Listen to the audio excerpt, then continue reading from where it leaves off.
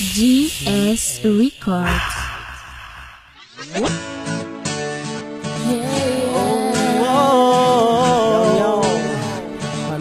Streets on records. Don't crazy. Galas alone. It is ten. Yes, boys. Ang kilang mo yung sa mga dyan.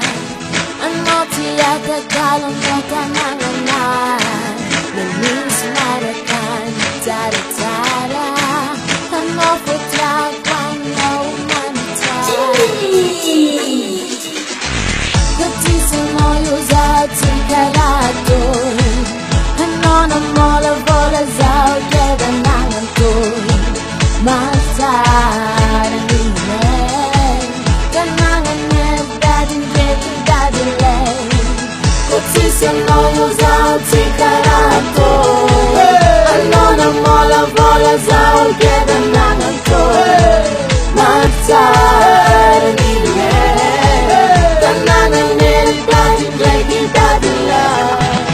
Walang tangan, itenga pa rin diyan. Mga napaezangan, jeki palalangan. Nigong mga julben, geda si manjete.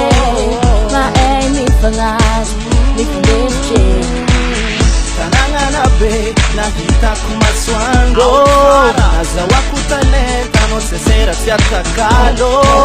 Pero mo ni milamini sa habano me. Mandala vam sit mama, ano ko te hita sa head. Otisia no zao tikarato. Ano na mola bola zao keda nanganto. Matsara ni me.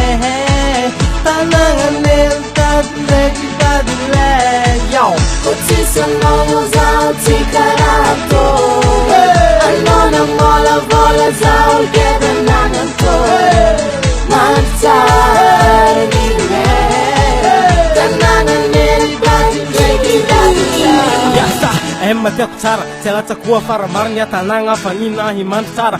Izy ty tsy rap tanagna ko tsy alako tsara tiavinao ninao kenina tsika fa tsy miandrafanao mandalova antignana taniboahany masova kila viavy zahavanao tsara malaky magnano vakanzy fanao tsy tiala tsisy aminao zao tsy karanto. Anao na mola vola zao keda nagnanto.